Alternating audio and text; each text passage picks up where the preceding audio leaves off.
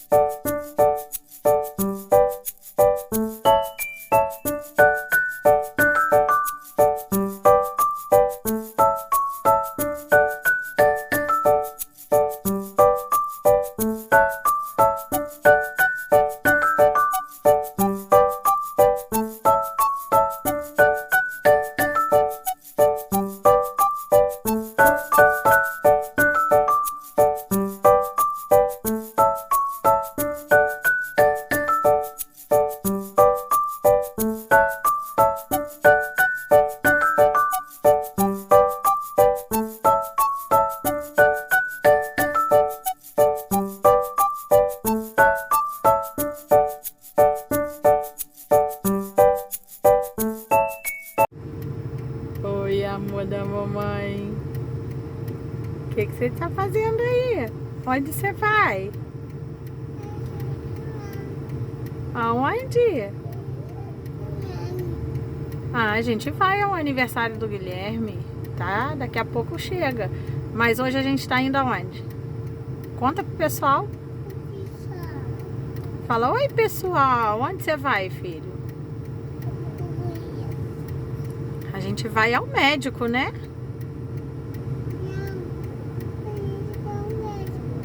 Isso, e vai ser rapidinho, né? Se Deus quiser. O que o médico vai fazer? Conta pro pessoal. Tique, tique, tique, filho. Manda um beijo pro pessoal.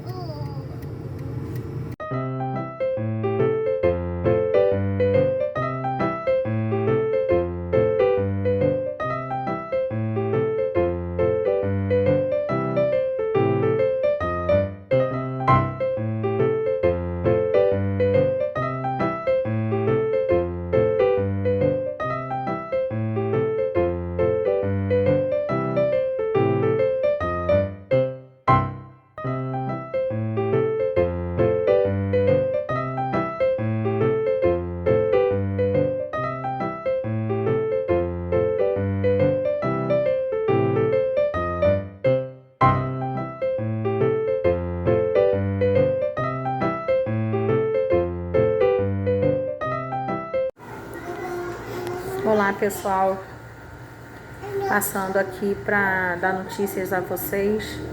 O Lucas já subiu, chegamos aqui no quarto, a médica já passou visita, o enfermeiro já veio verificar pressão, saturação, batimentos, a nutricionista já passou e já conversou com a gente também, recebemos as orientações. Provavelmente o Lucas vai fazer a cirurgia amanhã de manhã, vai ser um dos primeiros, por ser o menorzinho, né? Hoje, a partir de meia-noite, ele já não pode comer mais nada. Apesar dos últimos acontecimentos, né? Deixaram a gente, assim, bem tristes, né?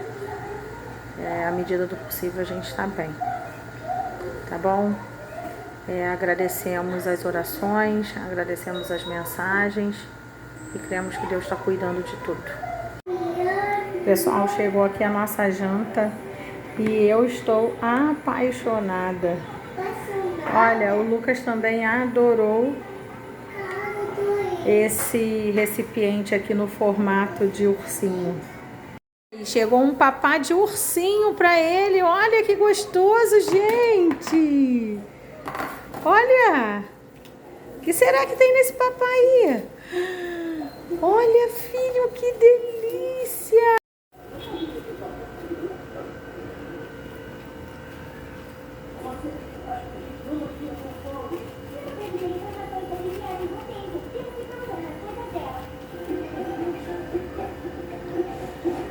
Papá tá gostoso?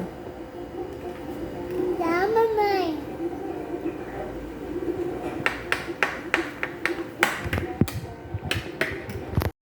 Pudim de chocolate, ó. Tchau.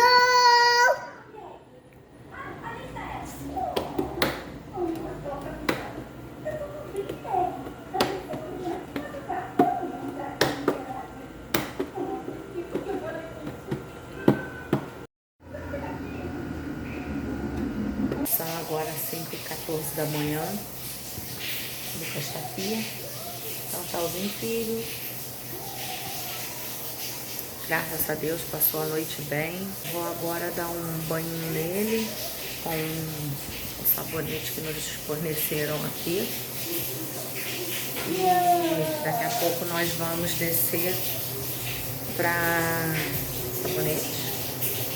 E daqui a pouco nós vamos descer para a salinha pré-operatória.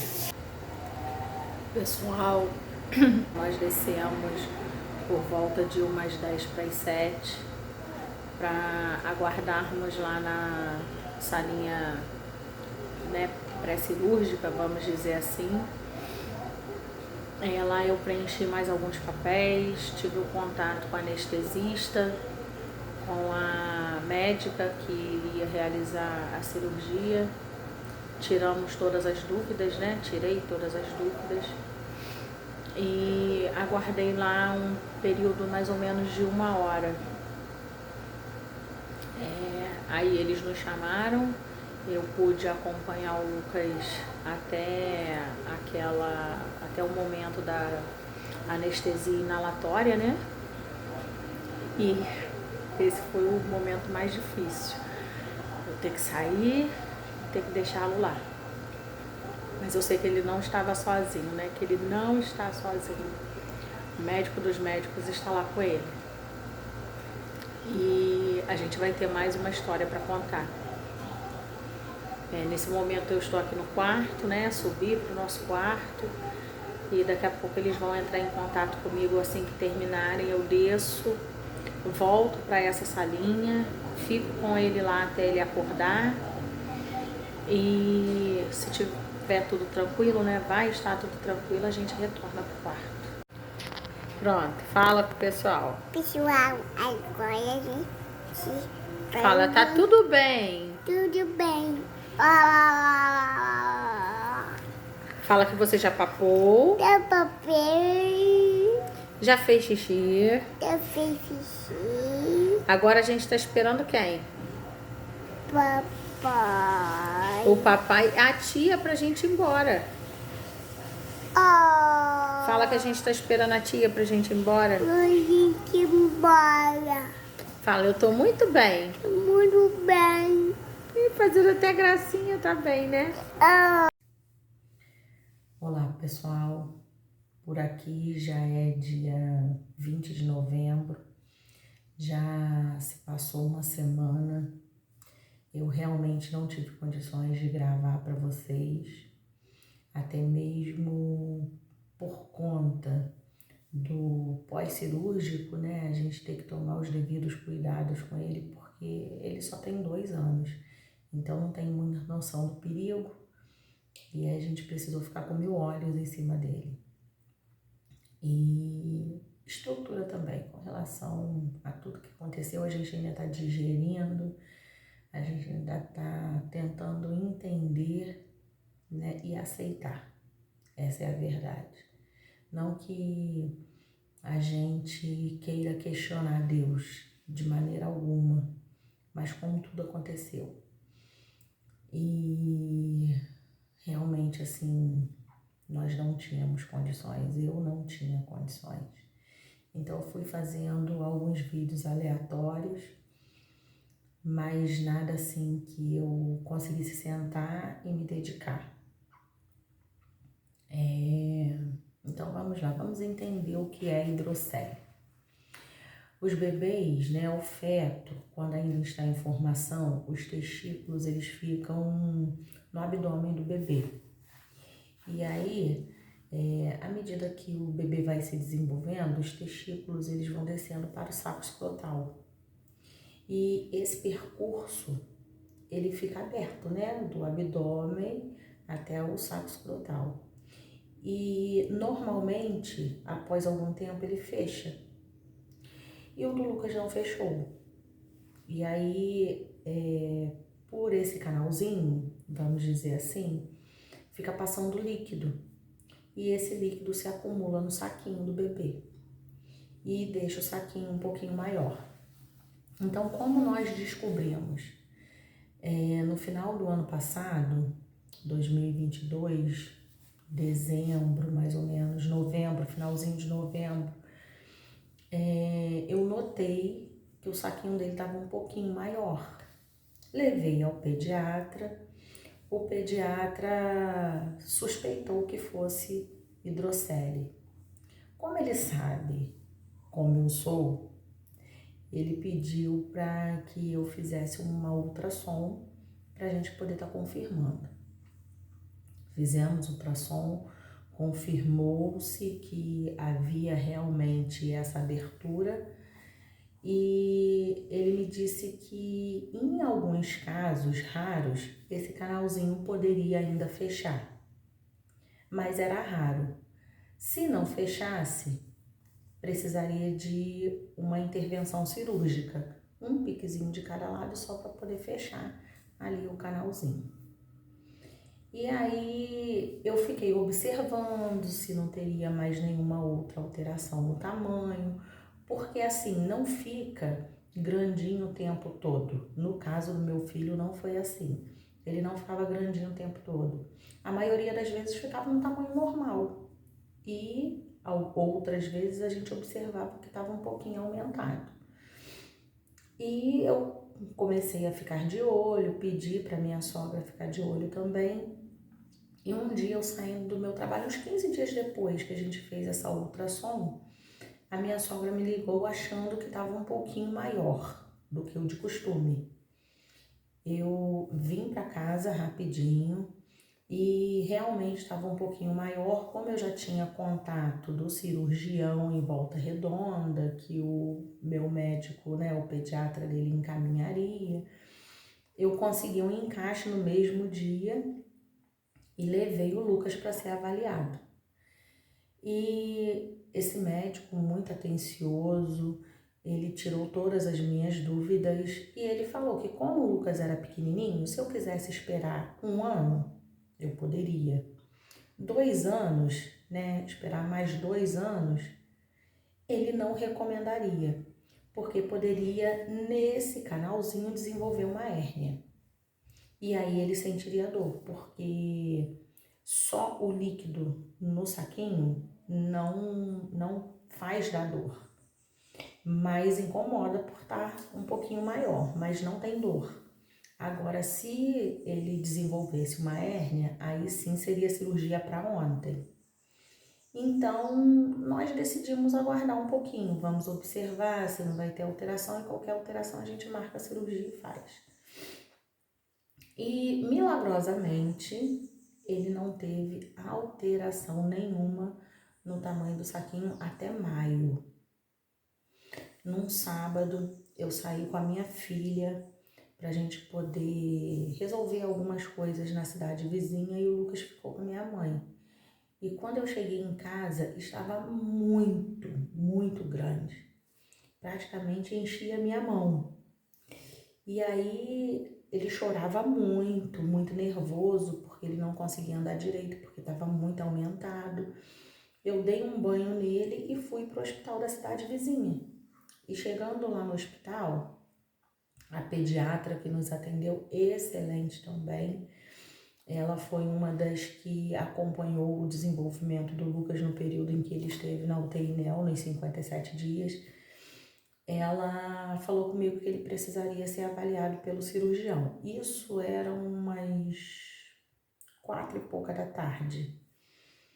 E deu tempo do meu esposo chegar, porque eu fiquei muito nervosa, com medo dele precisar fazer uma cirurgia de emergência. E deu tempo do meu esposo chegar. E quando desceu a equipe. Então desceram várias pessoas para poder avaliar o Lucas. Isso era por volta de umas 9 da noite, porque eles estavam em cirurgia. E quando eles avaliaram, graças a Deus o saquinho tinha diminuído e eles falaram que não era protocolo para uma cirurgia de emergência. E mais uma vez pediram para que eu repetisse a ultrassonografia para ver como que estava e que precisaria da cirurgia. Não de emergência, não para aquele momento, mas ele precisaria fazer a cirurgia realmente.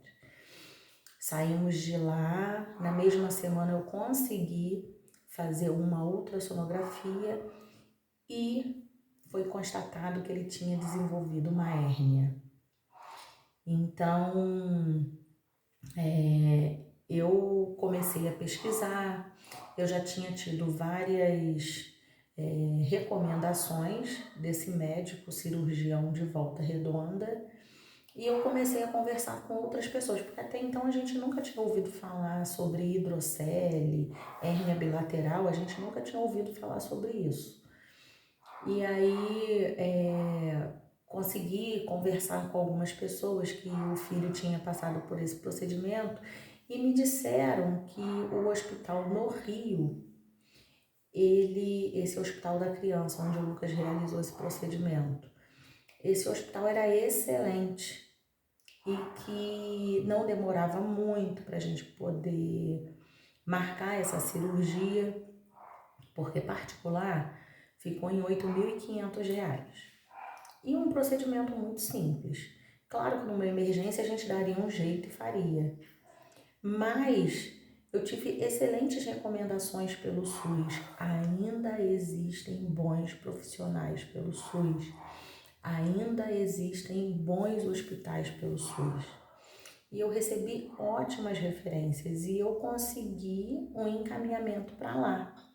Consegui falar com uma médica, consegui que ela avaliasse o caso do Lucas. E isso foi em junho, muito rápido que nós conseguimos esse encaminhamento. No dia 12 de junho, o Lucas passou por essa consulta no Hospital da Criança no Rio, lá na Vila Valqueire, Hospital Estadual da Criança. E é um excelente hospital onde realiza transplantes, lá trata câncer infantil, é top. O atendimento, a estrutura, tudo de excelência. E aí eles deixaram, né, o Lucas na fila de espera. E a gente sempre ligando para lá, e o saquinho dele voltou ao normal, não teve alteração mais. Claro, fazia um pouco mais de esforço, ficava maiorzinho. Ele repousava, diminuía. E assim, não chegou mais a ficar como ficou nesse dia em maio, né? A gente estava até preparando para ir no aniversário de uma amiguinha da Alice. A gente nem podia, a Alice foi com a Dinda dela, mas nós nem pudemos ir, eu e o Lucas, né? E aí não chegou mais nesse tamanho. Então, nós ficamos aguardando e a cirurgia foi marcada para a semana passada. E realmente foi como me disseram. A minha experiência lá foi muito boa, desde o momento que eu cheguei até o momento que eu saí. Minha experiência lá foi top. Recebi no meu quarto excelentes profissionais, pediatras, a anestesista conversou muito comigo, tirou todas as minhas dúvidas, a cirurgiã, nutricionista foi no meu quarto para poder saber como era a alimentação do Lucas, o que ele comia, o que ele gostava, para ela associar com o que ele poderia comer, apesar de não ter restrição nenhuma. A equipe de enfermagem do andar que nós ficamos assim, os maqueiros, porque lá a gente não anda com a criança no colo, eles precisam ser levados ou na cadeira de rodas ou na maca procedimento deles lá. E todos, sabe, de uma educação em um hospital público. Então, é como eu costumo falar, eu sou professora. Eu trabalho na rede pública e eu trabalho na rede privada. Sempre trabalhei na rede privada, em várias escolas particulares. E eu costumo dizer que o bom trabalho não é realizado por conta da escola. Porque a escola é pública, porque a escola é particular, o ensino é melhor. Não. Eu já me deparei com excelentes profissionais na escola pública, como eu já me deparei com péssimos profissionais na escola particular. A responsável pelo ensino, pelo excelente ensino, pelo bom ensino, não é a escola particular ou a escola pública. É o profissional que está inserido ali naquele lugar.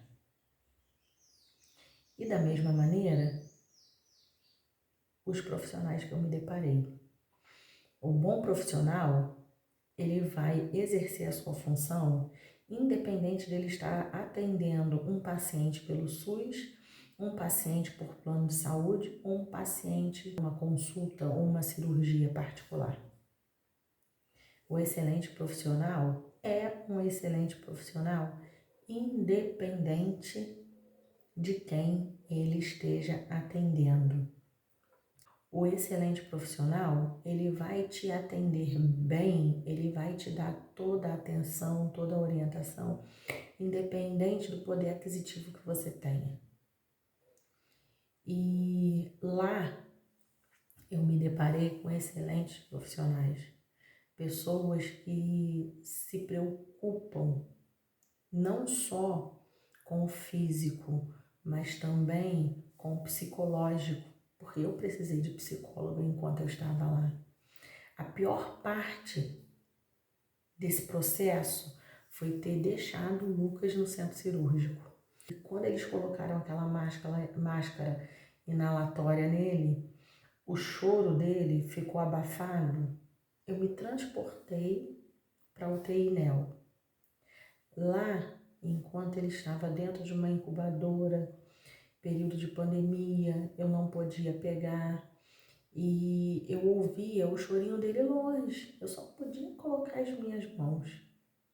E aquela sensação de impotência veio sobre mim novamente. Então, ver o Lucas ali deitado naquela maca, em menos de 10 segundos o Lucas estava apagado, né? Anestesia inalatória. Foi muito ruim. E por tudo que nós estávamos passando, eu fui chorando muito pro quarto para aguardar eles me chamarem novamente. E assim que eu cheguei no quarto, a psicóloga chegou. E ali nós conversamos muito, ela me tranquilizou e ela não estava preocupada com o que eu estava passando em relação à cirurgia.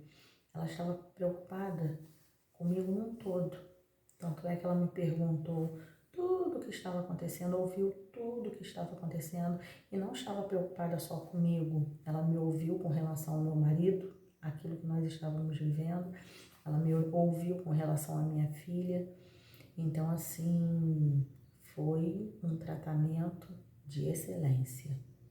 E eu sou muito grata a Deus por Deus ter me proporcionado estar ali naquele lugar com os profissionais que ali estavam, que tiveram empatia, eles não estavam preocupados somente com o paciente, mas eles estavam preocupados comigo também, com o meu bem-estar, com o meu psicológico. Então, assim, eu só tenho a agradecer.